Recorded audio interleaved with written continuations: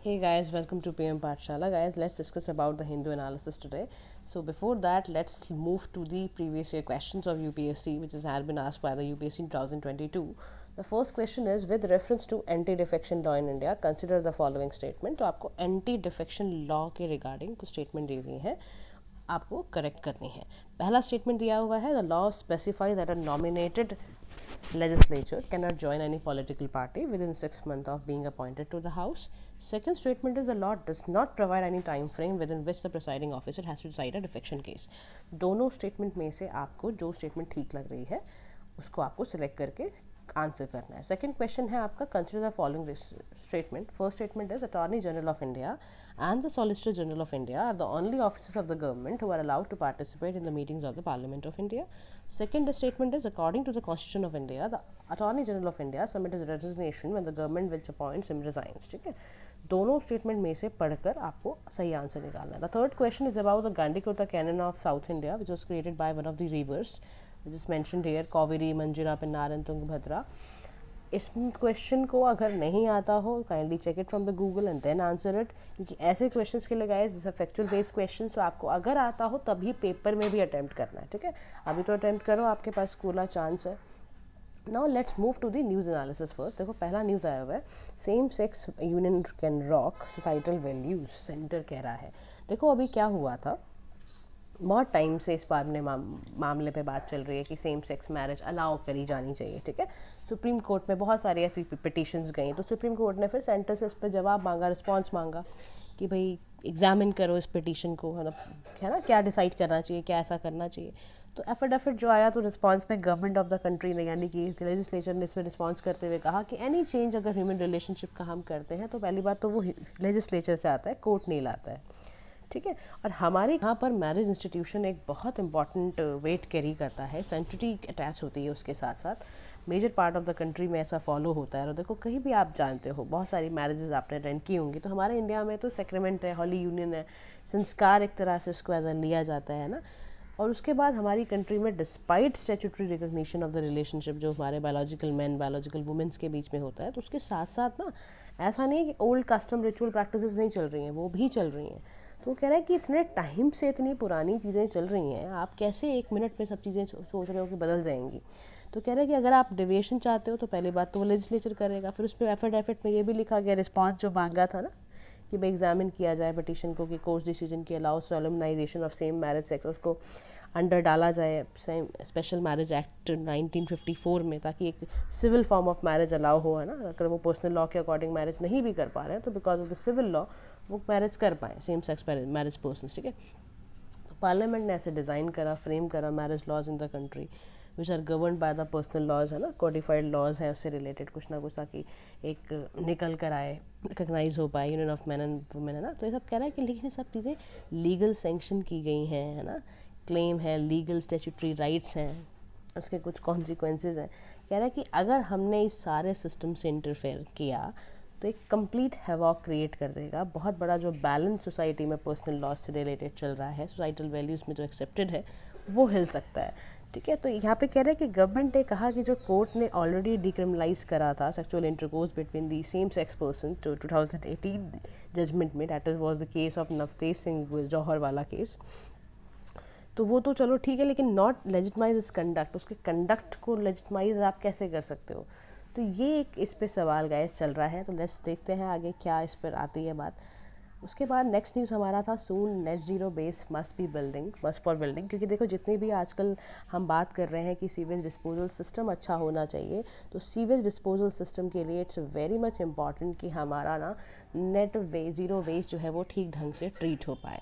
ठीक है, तो उसी के लिए यहाँ पर ये इंपॉर्टेंट बात की जा रही है कि जितने भी आप नए बिल्डिंग्स क्रिएट कर रहे हो, नए कमर्शियल कॉम्प्लेक्सेस क्रिएट कर रहे हो, तो उसको फिर आप जितना भी वेस्ट जो आपका है उसको ट्रीट किया जाए लिक्विड डिस्चार्ज में.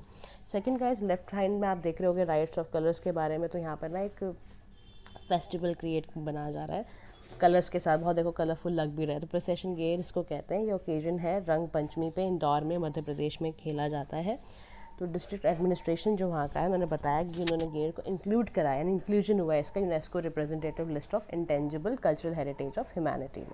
ठीक है, तो आपको ये वाला जहाँ पर ये वाला सेक्शन लिखते हो ना फेस्टिवल्स वाला, कहाँ पर कौन सी चीज़ हमारी यूनेस्को की हेरिटेज लिस्ट में गई है, तो please add this one also, ठीक है।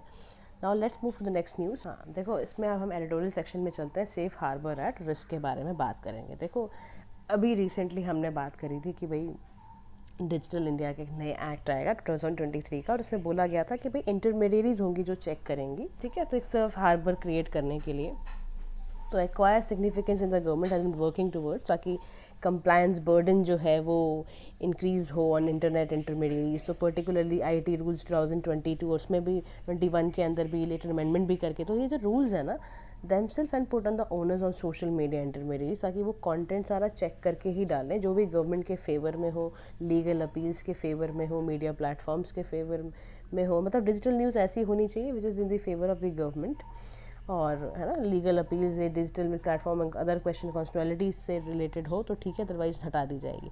तो मीनवाइल जो अमेंडमेंट आई है अक्टूबर 2022 के अंदर जो आई थी, तो प्रोवाइडेड फॉर गवर्नमेंट अपॉइंटेड एक कमेटी बिठाएगी, एजुडिकेट कराएगी, इंडिविजुअल होगा, उसमें अपील सुनी जाएगी, ठीक है, ताकि मॉडरेशन डिसीजन लिया जाए सभी इंटरमीडियरीज का।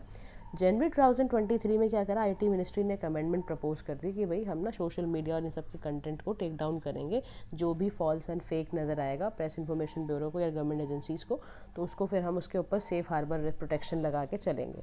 अब ये कह रहा है कि इससे कहीं ना कहीं, अब इसका ना देखो नेगेटिव एंगल समझो, इससे क्या हो सकता है, हेट स्पीसीज़ को रेगुलेशन कराने के लिए ऐसा कहा जा रहा है कि हेट स्पीसीज़ को रेगुलेट कराने के लिए या डिसइंफॉर्मेशन जो इंटरनेट पे फैलाई जाती है वो बहुत ज़रूरी है, मस्ट इंटरमीडियरी। तो इंक्लूडिंग डिजिटल न्यूज़ जो आपके मीडिया में है, सोशल मीडिया प्लेटफॉर्म्स पर है, have an accountable role to play. तो कह रहे हैं क्योंकि हम हेट स्पीच को बचाना चाहते हैं, हम किसी फॉल्स न्यूज़ को बचाना चाहते हैं, हम लोगों को डिसइंफॉर्मेशन से बचाने के लिए करना कोशिश कर रहे हैं कि हम ना जितनी भी इंटरमीडियरीज़ हैं वो सभी के सभी अकाउंटेबल हो जाएं, और उनका एक इम्पॉर्टेंट रोल है। तो इसी में आईटी का जो रूल स्पेसिफिकेशंस है उसने यूज़र को बताया हुआ है, प्रायर नोटिस दिया हुआ है पूरा का पूरा कि कैसे रिमूव करना है, डिसेबल करना है एक्सेस कंटेंट को। And intermediaries to come up with a periodic compliance report are well taken. तो सोशल मीडिया इंटरमीडियरीज जो है उसमें बोला जा रहा है कि should not shut down users के पोस्ट को, कम्युनिकेशन को, except in the interest of public order, ताकि अवॉइड करा जा सके लीगल कॉन्सिक्वेंसेस को।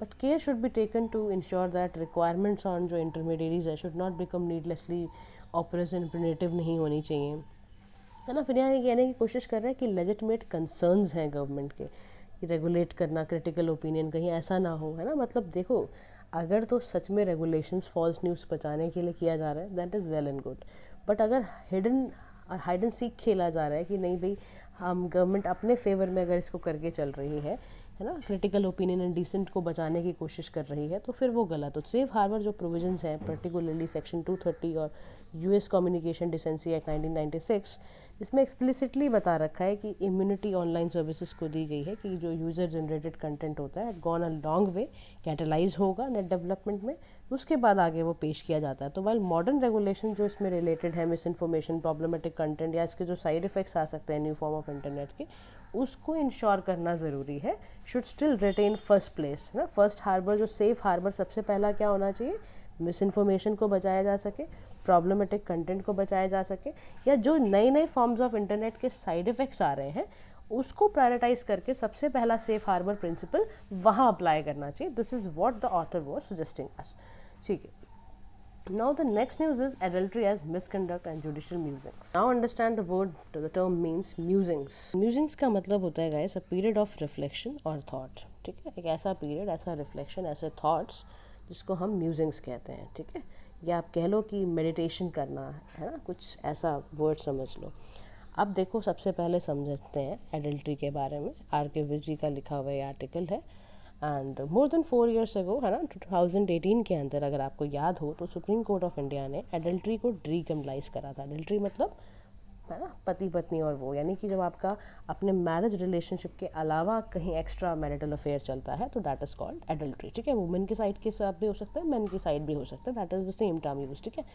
अब इसको ना डीक्रिमिनलाइज करा गया था, एक लैंडमार्क जजमेंट आई थी Joseph Shine versus Union of India 2018, और इसमें सेक्शन 497 यानी कि जो आईपीसी का था, जो एडल्ट्री को डील करता था, along with your section 198 of criminal procedure code जो अनकॉन्स्टिट्यूशनल करार किया गया था। क्यों करार किया गया था? क्योंकि ये कहा गया था कि इससे होता क्या है, आर्टिकल 14, 15, 21 जो हमारे फंडामेंटल राइट्स ऑफ कॉन्स्टिट्यूशन है उनका वायलेशन होता है, क्योंकि anybody can go for any other relationship ना। तो ऐसा कोर्ट का आंसर इस पर आया था। तो फिर इसमें एक agree by the order concerning implementation arm forces पे भी कुछ में बोला गया। यूनियन ऑफ इंडिया ने कुछ क्लैरिफिकेशन दी कि भाई जो कोर्ट ये कह रहा है कि adulteress act should be allowed to be govern by the relevant sections of the Army Act, है ना।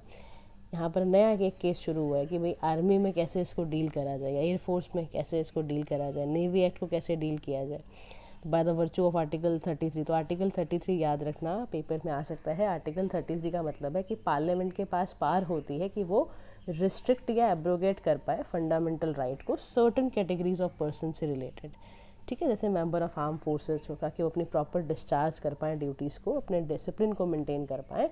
तो ऐसे केसेस में पार्लियामेंट के पास पूरा हक, मतलब पूरी पावर होती है कि वो रिस्ट्रिक्ट कर पाए। तो कोर्ट ने recently without going into nuances of relevant section of special law, Joseph Shine वाला it was not an all concern लगा दिया। तो court further added that it found adultery as a moral and civil wrong. Court ने further बोला adultery करना moral and civil wrong है ना, and ground for securing resolution of marriage. क्या होगा अगर हस्बैंड वाइफ के अलावा अगर एक्स्ट्रा मैरिटल अफेयर है, तो कोर्ट कह रहा है कि देखो मॉरल या सिविल तो रॉन्ग है ही, तो उसका जो सेकंड स्टेप क्या होता है, dissolution of the marriage, that is a divorce. तो with these observation the case was disposed of, ठीक है। अब डिस्चार्ज ऑफ ड्यूटीज़ के टाइम पे क्या क्या दिक्कतें आती हैं, ध्यान से समझो ये क्या केस था। मूड क्वेश्चन ये आया कि whether these observation by the court give an impression that arm forces में go ahead with disciplinary action for misconduct. ये कह रहा है कि क्या अगर आर्मी का कोई पर्सनल अडल्ट्रस एक्ट कर देता है तो क्या उसको डिसिप्लिनरी एक्शन देना चाहिए, क्या उसको सेक्शन 497 लगाना चाहिए स्पेशल लेजिस्लेशन का। तो consequent to Joseph Shine case या राजस्थान हाई कोर्ट का Mahan Chand Sharma versus state of Rajasthan case है ना, इसमें बोला गया है कि departmental proceeding against the petitioner who was serving as an inspector in the Rajasthan police, है ना, 18 साल सर्व किया for Indian, and easily had illicit relation with one woman जो कि कांस्टेबल थी, और वो एंड आज also Borden of child from illicit relationship, है ना, बेबी भी रहा हुआ। तो high court held that no employer can be allowed to do moral policing on its employees, क्योंकि वो पब्लिक लाइफ से डोमेन से बाहर है, और पर्सनल चॉइसेस एंड सिलेक्शंस, है ना, can not be subject matter of departmental proceedings का वो पार्ट होता ही नहीं है। ऐसा कहा गया सर्विस कंडक्ट रूल्स में कहा गया। मोस्ट रिसेंटली यहाँ पर एक और चीज़ आई, महेश भाई भुर्जीवाया Damor versus state of Gujarat and 3 others. तो गुजरात हाई कोर्ट ने क्वैश करा और डिसमिसल किया ऑर्डर का आर्म पुलिस फोर्सेस पे। कांस्टेबल का रिलेशनशिप था या राइज हुआ या illicit relationship with a widow which is amount to be misconduct. तो डिपार्टमेंटल इंक्वायरी ने ये रिवील करा कि जो रिलेशनशिप था वो वॉलंटरी एंड म्यूचुअल था। अब आप बताओ ना, दो लोग हैं, म्यूचुअल कंसेंट के साथ कोई कर रहे हैं, कुछ भी कर रहे हैं, तो वो कैसे गलत हो सकता है ना। तो ऐसा ही कोर्ट ने भी उठाया है, there was no exploitation of the women. तो कोर्ट ने हेल्ड करा in order to prove misconduct allegation के लिए मस्ट हैव सम नेक्सस होना चाहिए, डायरेक्ट इनडायरेक्ट कुछ होना चाहिए, है ना, या तो उसके भाई इसका प्राइवेट अफेयर है ना, नॉट कोर्सिव, उसने कुछ मारा या उसने कुछ पीटा या उसने ऐसा तो कुछ करा नहीं है। तो petitioner as the most could be considered immoral act, how to term it misconduct, उसको लिए फिर आपको फाज कुछ नहीं कर, कुछ ना कुछ कंडक्ट रूल्स के अकॉर्डिंग लेकर आना पड़ेगा। तो कोरोलरी में ऑल्सो भी drawn with the conduct on army personnel with consumes alcohol. अब यहाँ पे कह रहा है कि इसी से रिलेटेड एक चीज़ और बताते हैं कि जो आर्मी पर्सनल्स का होता है ना कंडक्ट कंज्यूम अल्कोहल, तो अनलेस द ड्रिंकिंग हैबिट्स या किसी भी ऑफिसर को अगर डिस्चार्ज करा जाता है कि भाई, है ना, डिसिप्लिन एक्शन लिया जाता है, no discipline action is initiated, तो it is nobody secret that army canteen में अल्कोहल जो है वो सभी मैन एंड वुमेंस को सब्सिडाइज रेट पे मिलती है सभी लोकेशंस पे। तो सेक्शन ऑफ सोसाइटी में कंसिडर कि ड्रिंकिंग अल्कोहल जो है वो इमोरल एक्ट है, बट ये क्या ऑथराइज करता है कि उसके ऊपर हमें एक डिसिप्लिनरी एक्शन लेना चाहिए। Are you getting my point? He is giving an example, author is giving an example कि जैसे आप एडल्ट्री को मिसकंडक्ट या जुडिशल म्यूजिक मांग रहे हो, आप देखो जो बंदे शराब पीते हैं, अल्कोहल पीते हैं, तो अगर वो अवेलेबल है, सूटेबल एक्शन सूटेबल रेट्स पे अवेलेबल है, उसको लिया जा रहा है, कंज्यूम किया जा रहा है, तो क्या डिसिप्लिनरी एक्शन बनता है? In other words some private space has to be given to army personnel जहाँ पर mere moral policing is not allowed, ठीक है, ऐसा ऑथर का कहना है। अभी कह रहा है केवल डैट कैनॉट बी ओवरलुक, तो कह रहा है 2 article 33 of the constitution parliament को एम्पावर करता है कि वो रिस्ट्रिक्ट कर पाए fundamental rights of the members of the arm forces तो caveat of so as to ensure the proper discharge of the duties and सब कर पाए, कैन नॉट बी ओवरलुक। तो same principle will apply to the member जो कि charge हुआ है public order में, पुलिस पर्सनल में, ठीक है, यूनियन टेरिटरीज जितने भी आपने है ना, टेरिटरीज में इंटेलिजेंस एंड काउंटर इंटेलिजेंस जितने भी हैं। Therefore, neither did the Joseph sign verdict or to inhibit the parameter of departmental proceedings। या और इससे ज़्यादा तो कॉमन थ्रेड जो रनिंग कर रहा है ऑल रेलिवेंट जजेस is that if the conduct आपके डायरेक्ट या इनडायरेक्ट आपकी ऑनेस्ट डिस्चार्ज ऑफ ड्यूटी को अगर इम्पैक्ट कर रहा है, इंटरफेयर कर रहा है, तब तो सज़ा मिलेगी आपको, ठीक है। देयरफॉर अगर सेक्रोसेंट राइट ऑफ प्राइवेसी की बात आएगी तो फिर उसकी प्राइवेसी है, वो जो भी प्राइवेट अफेयर्स अपने चला रहा है वो उसके अपने उस पर है, ठीक है। It is not be taken away under the use of special legislation. समझ आ गया? Article 33 as per the archivist sir नहीं लगना चाहिए। समझ गए? चलो आगे बढ़ते हैं। यहाँ पे ना रूरल अर्बन डिकॉटमी के बारे में बात की जा रही है। डिकॉटमी का मतलब गाइस होता है कंट्रास्ट करना, ठीक है, सिमिलैरिटीज़ को चेक करना। तो यहाँ पर ना बता रहे हैं कि देखो जी पहले क्या होता था, पहले बहुत ज़्यादा पॉवर्टी थी, अंडर नरिशमेंट था, एजुकेशन, हेल्थ, एनवायरनमेंट बड़ा एक्सट्रीम लेवल पे हमारा गड़बड़ चल रहा था अगर you compare with the urban and the rural boundaries, है ना। अब लेकिन धीरे धीरे यहाँ पर ये बता रहे हैं कि 2021 का जो World Bank policy research paper आया economic and social development along with urban rural continuum, जो ये न्यू अपॉर्चुनिटीज़ से मिली है कि नए नए नोशंस को अडॉप्ट किया जाए, नए नए डिसीजंस लिया जाए, है ना। तो यहाँ पे कह रहे हैं कि 2008 में भी एक रिपोर्ट आया था, इसमें एक टीम ने एक स्टडी करके बताया कि कैसे we can enhance the contrast between both the rural and the urban areas. तो करते हुए कह रहे हैं कि इंडिया में सबसे अच्छा एग्जांपल जो है दैट इज़ केरला, जो रूरल अर्बन कॉन्टिन्यूम को कोस्टल प्लेन में दिखाता है, ठीक है। एक बार कह रहा है मोरक्कन ट्रैवलर आया था इब्न बतूता 14th सेंचुरी में, तो trend further spread over the lowlands and adjoining area. तो जोग्राफिकली काफ़ी अच्छा करा गया इसको फैक्टर, है ना, अफर्मेटिव पब्लिक पॉलिसीज़ को प्रमोट करा गया ताकि रूरल अर्बन लिंकेज की जाए और रूरल अर्बन के डिफरेंसेस को पार्ट ऑफ द केरला में कम किया जाए। देखो किसी भी ना जगह का काम यही होता है कि ना हम बैरियर्स और आपके ये सब चीज़ों को कम करो, कह रहा है। उसके बाद अभी हम डिजिटल एज में, तो जहाँ पर टेक्नोलॉजी, इकोनॉमिक ग्लोबलाइजेशन है, लोगों का रिसोर्सेज का इतना मोबिलाइजेशन है, इंटर कंट्री कनेक्टिविटी है, एक्सेस टू एनर्जी है, अफोर्डेबिलिटी है, प्राइवेट एंड पब्लिक ट्रांसपोर्ट में, तो इतना सब कुछ होने की वजह से जो है धीरे धीरे बैरियर जो कम होता जा रहा है, उससे क्या हो रहा है, धीरे धीरे जो गैप है वो कम हो रहा है, ठीक है, एज़ पर दी ऑथर। तो यानी कि मिक्स्ड इकॉनमी जोन बनते हुए नज़र आ रहे हैं।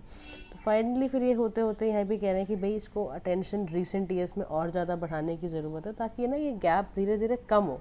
क्योंकि देखो हम क्या चाहते हैं, हम ये चाहते हैं कि कहीं पर भी ना रीजनल डिस्पैरिटी ना हो। तो in order to counter the regional disparity, कि भाई किसी भी स्टेट में जाओ आपको हर जगह ना सब सेम सुविधाएं मिलें, तो सेम सुविधाएं मिलें, सेम रिसोर्सेज मिले, तो उसको बहुत ज़रूरी है कि हम डील कर पाएँ। और डील करने के लिए क्या अच्छा तरीका है, कनेक्टिविटी बढ़ाई जाए, ठीक है। चलो जी, उसके बाद एक सर्वे डिबंक्स स्वच्छ भारत 100% ODF क्लेम, जो कह रहा है कि अभी रिपोर्ट्स में निकल कर आया है कि जो गवर्नमेंट सर्वे हुआ तो पता चल रहा है कि जो 21% रूरल हाउस होल्ड्स हैं उनके पास एनी टाइप ऑफ टॉयलेट्स का एक्सेस नहीं है, ठीक है। इतना याद रखना, बाकी आगे चलते हैं। ESG रेगुलेशन से रिलेटेड है गाइस। ESG रेगुलेशन होता क्या है, ध्यान रखना। ESG का मतलब गाइस होता है environmental, social and governance consideration. इसका मतलब देखो इवॉल्व कैसे हुआ ये लॉ, ये इवॉल्व हुआ अभी भी नेसेंट स्टेज में है इंडिया के अंदर। इसका मेन फोकस ये होता है कि आप अपने इन्वायरमेंट और वर्क स्पेसेस को प्रोटेक्ट कर रहे हो और एज अ हॉलमार्क आप बना के चल रहे हो कि अगर आप कुछ भी कोई भी किसी भी इंडस्ट्री में आप काम कर रहे हो, लेकिन आपका जो फर्स्ट पर्सपेक्टिव है वो ये है कि इन्वायरमेंट, सोशल गवर्नेंस को अच्छे लेके चलना है। तो सेबी ने ना अभी रिस्पॉन्ड करा कि भाई ESG इन्वेस्टिंग को ना बढ़ाया जाए और इन्वेस्टर्स की तरफ से भी डिमांड क्रिएट की जाए, इन्फॉर्मेशन दी जाए उनको ESG रिस्क के बारे में, सब कुछ बताया जाए, ठीक है। तो एक रिपोर्ट में ऐसा लेकर आया कि भाई 1000 लार्जेस्ट लिस्टेड कंपनीज़ को इसमें डाला गया है annual business responsibility and sustainability report में, उनको प्रिपेयर करके रिवाइज करके डाला गया है। तो लेजिस्लेशन में फर्दर यही किया जा रहा है कि ESGs को लाना बहुत ज़रूरी है ताकि हमारा जो आगे इंडिया का जो बहुत एक्टिव रोल होने वाला है ना ग्लोबल क्लाइमेट फोरम्स में, वो बहुत हो पाए। क्योंकि देखो इंडिया के लिए बहुत इंपॉर्टेंट है। अब now understand what is the difference between your ESG and how it is different from the CSR, that is corporate social responsibility. तो यहाँ पर ये कह रहा है कि ASR में क्या होता है ना, प्रोसेस एंड इम्पैक्ट इसका डिफरेंट है। जैसे कह रहा है UK का जो मॉडर्न स्लेवरी एक्ट है for example requires company with business and UK कि आप एनुअल सेल्स अपना दिखाओ, पब्लिश करो, पूरा दिखाओ, है ना, चाइल्ड लेबर ट्रैफिकिंग वगैरह तो नहीं कर रहे, एनालाइज करो सारी चीज़ों को।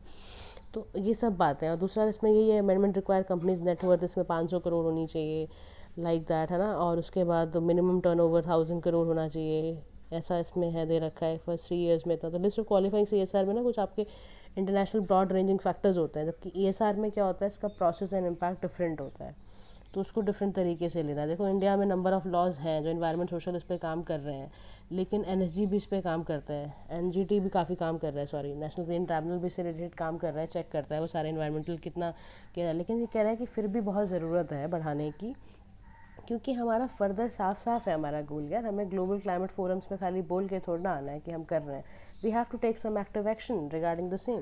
तो इसलिए ज़रूरी है, ठीक है। इम्प्लीकेशंस क्या पड़ेंगे, डेफिनेटली भाई ये इंडिया को आगे ही लेकर जाएगा, है ना। ये कह रहा है कि यहाँ पर ESG रेगुलेशन जैसे US UK में हो रही है, वहाँ पर कंप्लाइंसेस जो चल रहे हैं, तो European Union and some elsewhere will be critical if India to take full advantage of growing decoupling from China and play important role in global supply chains में हम अगर ध्यान से चलेंगे तो इट लीड्स, है ना, इंडिया को ये फर्दर एज देगा आगे भी चीज़ों के लिए, ठीक है। नेक्स्ट क्वेश्चन आपका आता है what is Rajasthan right to health bill. देखो राजस्थान ने बिल लेकर आया है अभी, राइट टू हेल्थ बिल में ना आपको बताया जा रहा है कि कैसे patient and health care providers या उनकी गवर्नमेंट की ऑब्लिगेशंस क्या है, ठीक है, और एक ग्रीवेंस रिड्रेसल मैकेनिज्म सेटअप करने की बात की जा रही है।